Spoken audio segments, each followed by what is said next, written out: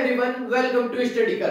कैसे हैं आप लोग? उम्मीद करता हूं आप बहुत ही शानदार, जबरदस्त, लाजवाब होंगे।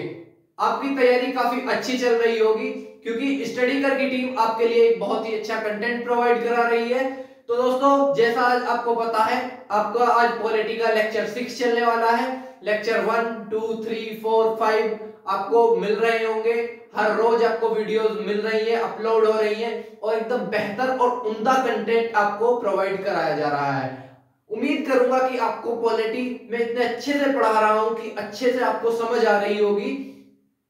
तो आज हम लेक्चर 6 से स्टार्ट करने वाले हैं। लेक्चर को आगे बढ़ाने से पहले मैं आपसे कुछ बात करनी चाहता हूं। यदि अभी तक आपने वीडियो को शेयर नहीं किया है तो वीडियो को शेयर करें, और अभी तक चैनल को सब्सक्राइब नहीं किया तो पहले चैनल को सब्सक्राइब करें और पास वाले बेल आइकन को भी प्रेस करें ताकि आने वाली नोटिफिकेशन आपके पास में आती रहे और आपकी तैयारी एक अच्छी दिशा में बढ़ती रहे। क्योंकि अब की बार स्टडी कर की टीम ने ये ठाना है, जो आपके सपने हैं, जो आपके माँ बाप के सपने हैं, अब की बार उसको पूरा करके हमें दिखाना है। लग जाइए पूरी मेहनत और पूरी लगन के साथ में। अब की बार हमको कुछ भी हो जाए, अब की बार यूपी पुलिस कांस्टेबल हमारे हाथ से नहीं जाना चाहिए। वैकेंसी कम है पहले के मुकाबले और कंपटीशन हाई है, बहुत कंपटीशन है, बहुत लोग हैं, तो सबसे एकदम यूनिक तरीके से अलग हटके बिल्कुल। और भी बहुत भीड़ है जी की तैयारी के लिए, पर स्टडी कर आपको एक यूनिक बना देगा, एक अलग आपकी सोच बनाएगा ताकि आप जब पेपर में जाएं तो कोई भी क्वेश्चन आपके हाथ से न छूट पाए। तो दोस्तों, आइए आज लेक्चर आपका 6 स्टार्ट करते हैं पॉलिटी के अंदर, और जल्दी ही, बहुत ही जल्दी हम पॉलिटी को समाप्ति की ओर लेकर जाएंगे। उसके बाद में हम हिस्ट्री, ज्योग्राफी, जो भी आप लोग सजेशन करोगे या जो भी आप कमेंट सेक्शन में बताओगे कि सर हमको पहले इस पोर्शन से पढ़ना है, या फिर मैं अपने ही हिसाब से जो भी लेके आऊंगा आपको करूंगा। तो दोस्तों, प्लीज एक लाइक और एक कमेंट के साथ में आपका कुछ नहीं जाएगा और हमारा मोटिवेशन बढ़ेगा थोड़ा सा। तो प्लीज फीडबैक दिया करो यार, ज्यादा से ज्यादा कमेंट किया करो, बताया करो कि हाँ सर अच्छा लग रहा है पढ़ाते हुए। तो हमको भी अंदर से ये फील आएगा कि जो हम बच्चों को कंटेंट प्रोवाइड करा रहे हैं वो हमारे बच्चों को, हमारे दोस्तों को, हमारे भाइयों को, हमारे बहनों को बहुत ही पसंद आ रहा है। तो आइए स्टार्ट करते हैं लेक्चर 6 को, पॉलिटी। तो हम कहां तक पढ़ चुके हैं? हमने आपका 26 नवंबर 1949 हम पढ़ चुके हैं। अब हमारा संविधान बनकर तैयार हो गया है, लागू नहीं हुआ है, संविधान बनकर तैयार हो गया है। 26 नवंबर को इसीलिए हम किसके रूप में बनाते हैं? विधि दिवस के रूप में बनाते हैं। ये स्टैटिक जीके का क्वेश्चन है, कई बार फैक्ट आपसे पूछा गया है पेपर के अंदर कि बताइए विधि दिवस कब मनाया जाता है। तो विधि दिवस कब मनाया जाता है? 26 नवंबर को मनाया जाता है। दोस्तों, ये मेरा आपसे वादा है, स्टडी कर की पूरी टीम का ये आपसे वादा है, अगर जो आपने हर रोज डे बाय डे हर एक क्लास को फॉलो किया है, हर एक लेक्चर को फॉलो किया है, तो क्वेश्चन आपका एक भी क्वेश्चन पेपर का आपके हाथ से बाहर नहीं जाएगा। चाहे कैसी भी तिगड़म भिड़ा के आप क्वेश्चन को सॉल्व कर दोगे, अगर जो सही तरीके से आपने लेक्चर को अटेम्प्ट किया है, लेक्चर सारे देखे हैं।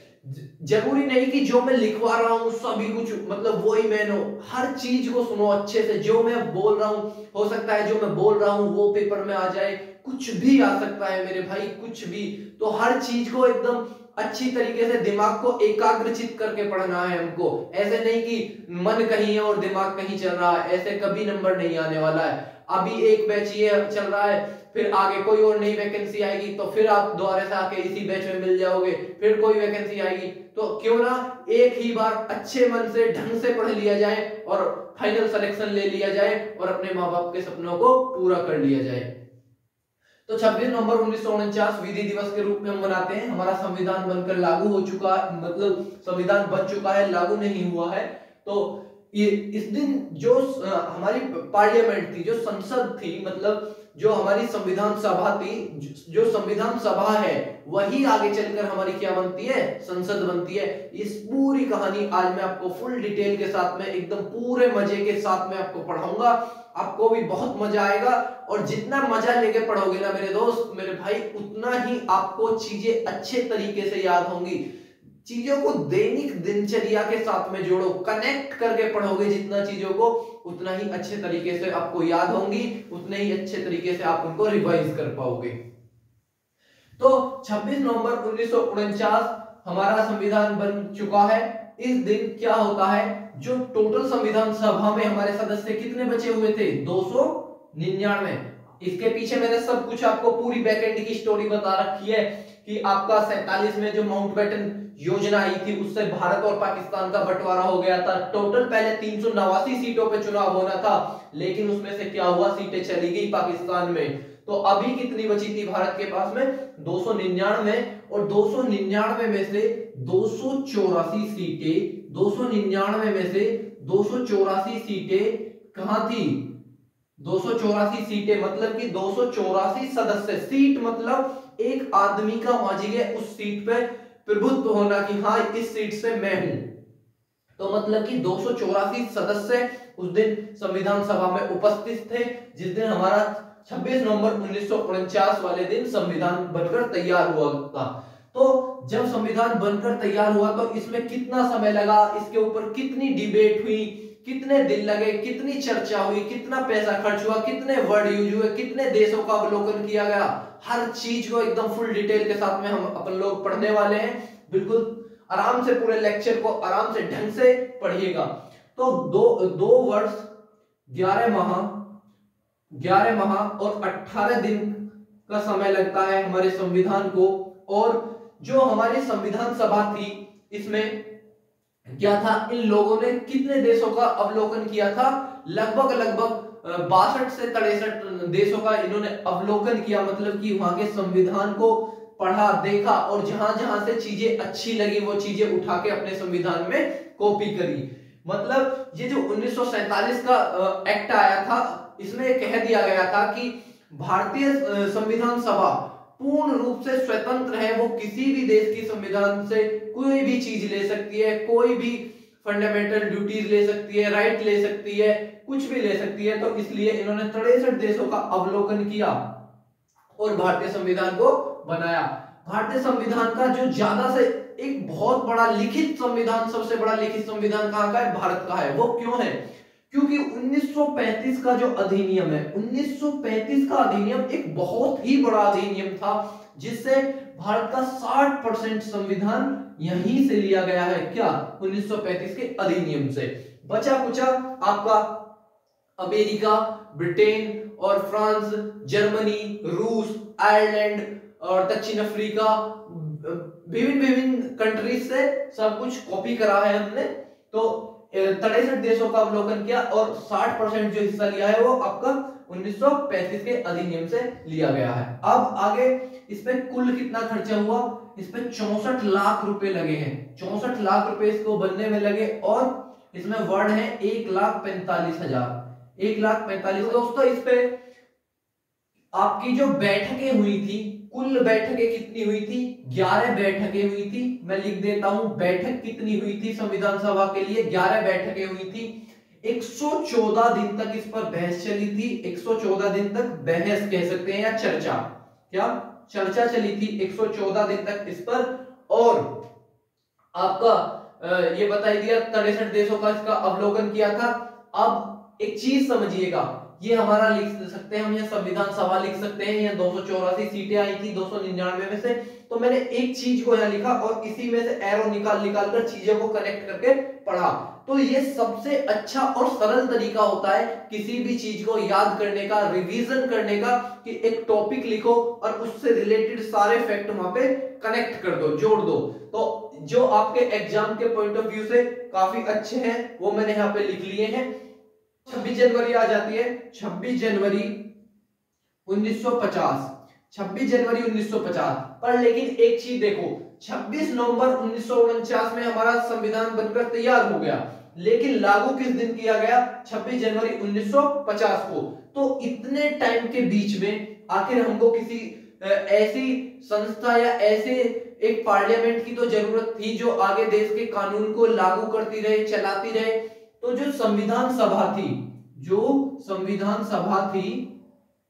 संविधान सभा इसी को क्या करा गया, इसी को हमारी को पार्लियामेंट बनाया गया। जो 1947 का एक्ट था उसमें ये कहा गया था संविधान सभा सर्वोपरि है, यही आगे चल के पार्लियामेंट बनेगी, इतने भारत के आम चुनाव नहीं होंगे, मतलब 1951-52 तक यही आपकी पार्लियामेंट रहेगी और यही रही आगे चल के, यही अंतरिम सरकार बन जाती है और फिर आगे 1951-52 तक कंटिन्यू रहती है। तो ये जो संविधान सभा था, संविधान बनाने के लिए कुछ समितियों की जरूरत पड़ी, मतलब कि कुछ समिति बनाई गई कि आपको ये काम है, आपका ये काम है, आपका ये काम है, ऐसी ही समितियां बनाई गई। तो बहुत सारी समितियां बनी थी, जिसमें से आपके एग्जाम में काफी बार ये समितियां पूछी गई हैं, तो मैं वही समितियां उठा के लेके आया हूं। तो जो बड़ी समितियां बनी थी, जो बड़ी थी अपने आप में एकदम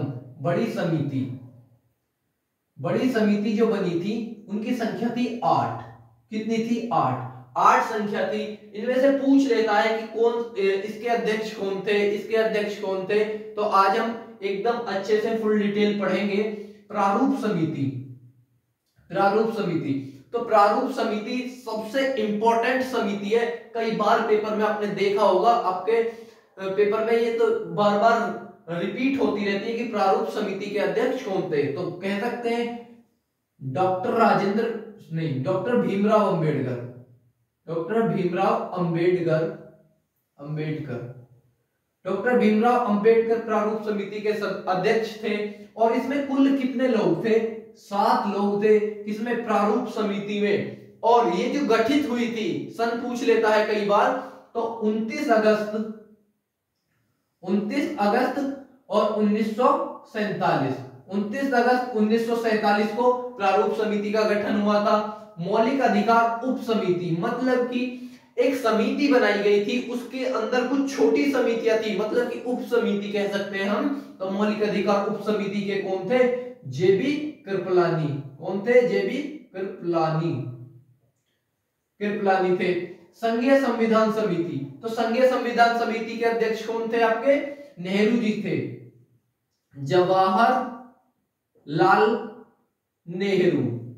जवाहरलाल नेहरू आपके संघीय संविधान समिति के थे। ध्वज समिति या इसको कह सकते हैं झंडा समिति, इसके अध्यक्ष कौन थे? डॉक्टर राजेंद्र प्रसाद थे। कौन थे? डॉक्टर राजेंद्र प्रसाद। आज मैं इस क्लास में आपसे ये वादा करता हूं, अगर जो आपने अच्छे तरीके से क्लास को पढ़ा है, हर एक क्लास को अच्छे तरीके से किया है, तो आपका पेपर कोई इसमें डाउट नहीं है कि आपसे कोई क्वेश्चन छूटेगा। हर क्वेश्चन आप करके आओगे यूपी पुलिस कांस्टेबल के अंदर। प्रांतीय समिति, तो प्रांतीय समिति कई बार पूछी गई है। तो ये काम किसको सौंपा गया था? सरदार पटेल को। किसको? सरदार पटेल को ये काम सौंपा गया था प्रांतीय समिति का। तो ये कुछ समितियां थी, इनके अध्यक्ष मैंने आपको बता दिए। ये कई बार आपके पेपर में ऐसे ही एज ए फैक्ट बिल्कुल ऐसे ही रिपीट होती रहती है। अब जब हमारा संविधान बनकर तैयार हुआ 26 नवंबर 1949, तो इस दिन कितने अनुच्छेद थे, कितनी अनुसूचियां थी, कितने भाग थे, ये सभी चीजें आपसे पूछी जाती रहती हैं। तो कितने थे? जब ये 26 नवंबर 1949 को बना, तो एक इसमें प्रस्तावना थी। क्या थी? एक आपकी प्रस्तावना थी। 395 आर्टिकल थे, 395 आर्टिकल थे।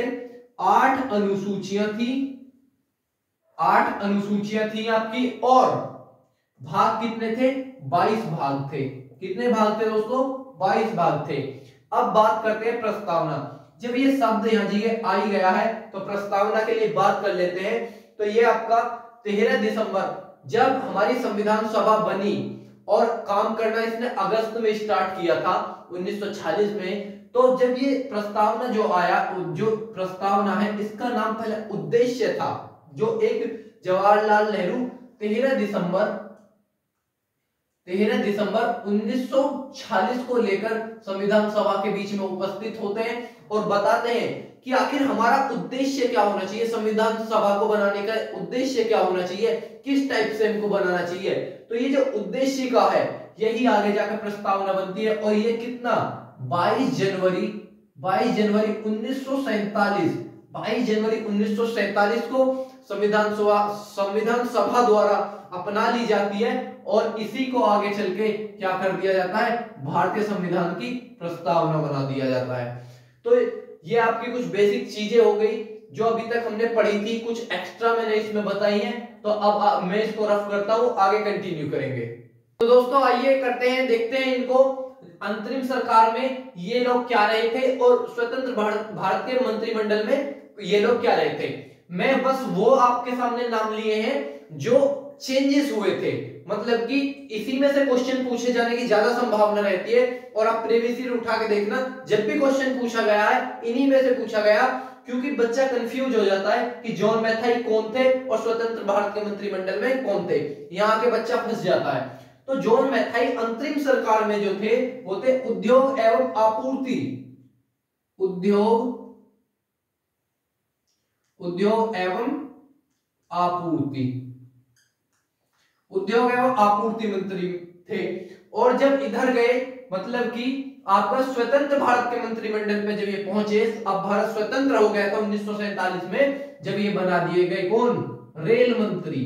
कौन बनाए गए, रेल मंत्री। अब क्वेश्चन ऐसा फ्रेम करेगा एग्जामिनर, पूछेगा कि बताइए स्वतंत्र भारत के मंत्रिमंडल में जॉन मैथाई किस मंत्रालय में थे, तो रेल मंत्री थे, ठीक है। आगे आता है आपका लियाकत अली। तो लियाकत अली जी थे, ये कौन थे हमारे अंतरिम सरकार में, ये हमारे वित्त मंत्री थे। कौन थे, वित्त मंत्री। लेकिन स्वतंत्र भारत मंत्रिमंडल में वित्त मंत्री किसे बनाया गया, आर.के. पणमुखम शेट्टी को। वित्त मंत्री किसको बनाया गया, आर.के. पणमुखम शेट्टी को वित्त मंत्री बनाया गया स्वतंत्र भारत के मंत्रिमंडल में। याद कर लीजिएगा इन्हें जरूर, ये आपको रट्टा मारना ही पड़ेगा, इसका कोई शॉर्ट ट्रिक नहीं है, कोई इसका आपका मैं शॉर्ट ट्रिक नहीं दे सकता, ये आपको रटना ही पड़ेगा जरूर। गजनफर अली खान, तो ये जो गजनफर अली खान थे ये कौन थे, ये अंतरिम सरकार में कौन थे, स्वास्थ्य मंत्री थे। स्वास्थ्य मंत्री थे आपके गजनफर अली खान। और इधर जाके स्वतंत्र भारत के मंत्रिमंडल में कौन बनी स्वास्थ्य मंत्री, राजकुमारी अमृता कौर। तो स्वास्थ्य मंत्री कौन बनी आपकी, राजकुमारी अमृता कौर। जोगेंद्र नाथ मंडल अंतरिम सरकार में आपके कौन थे, विधि मंत्री थे। कौन थे, विधि मंत्री। क्वेश्चन अगर जो आपसे पूछ लिया जाए तो मैं गारंटीड कह सकता हूं 90% बच्चे इस क्वेश्चन को गलत करेंगे। अगर जो एग्जामिनर ने फ्रेम कर दिया, क्वेश्चन पूछ लिया कि बताइए अंतरिम सरकार के विधि मंत्री कौन थे, और वहां पे भीमराव अंबेडकर ऑप्शन में हुआ, बच्चे 100% 90% बच्चे भीमराव अंबेडकर को टिक करेंगे, जो कि एकदम गलत होगा। राइट आंसर का क्या होगा, जोगेंद्र नाथ मंडल विधि मंत्री अंतरिम सरकार।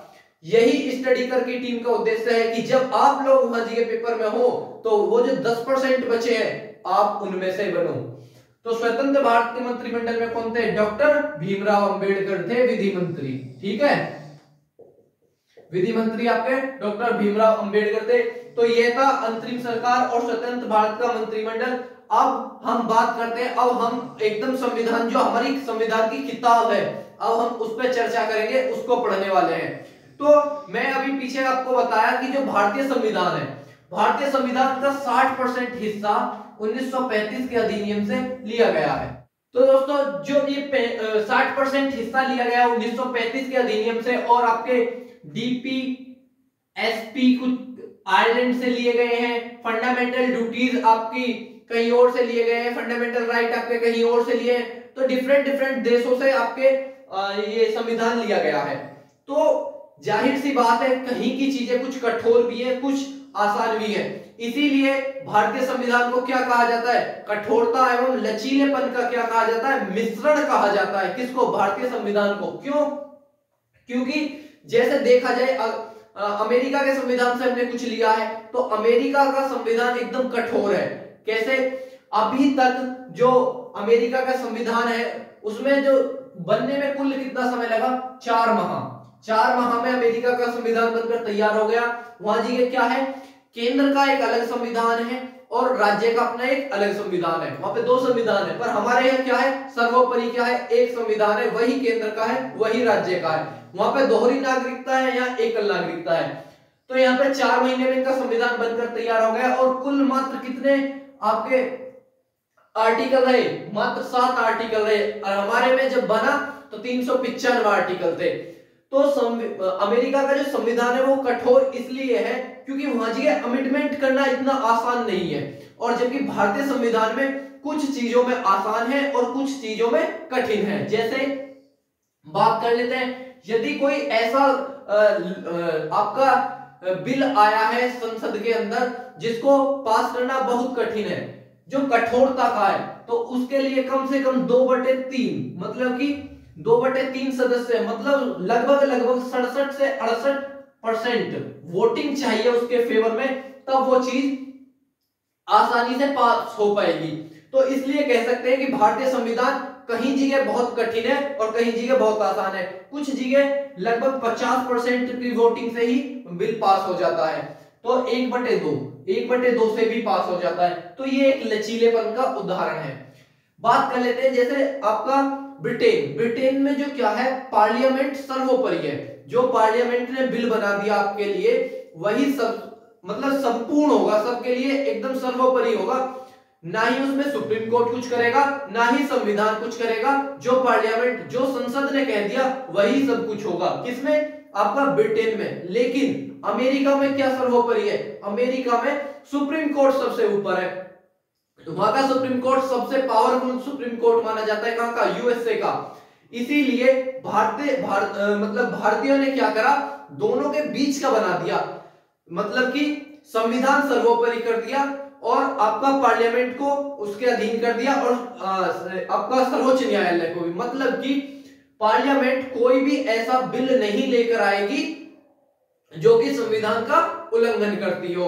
और सर्वोच्च न्यायालय को क्या कर दिया कि जो पार्लियामेंट बिल लेकर आ रही है उसको रिव्यू के लिए आप भेज सकते हो, मतलब सर्वोच्च न्यायालय उसको रिव्यू के लिए भेज सकता है कि ये अगर जो इसमें कोई भी डाउट है, कोई अगर जो आपको गलत लग रहा है या कुछ भी, इसके लिए अगर जो सर्वोच्च न्यायालय को कुछ डाउट लगता है तो वो उसे रिव्यू के लिए भेज सकता है। तो दोस्तों आई होप ये वीडियो आपको बहुत पसंद आया होगा। वीडियो पसंद आई हो तो वीडियो को लाइक करें, शेयर करें, कमेंट करें और चैनल को सब्सक्राइब करें। मिलते हैं लेक्चर 7 में आपसे जल्दी। तब तक के लिए स्वस्थ रहें और अपनी पढ़ाई को आगे अच्छे से बढ़ाते रहें। Thank you.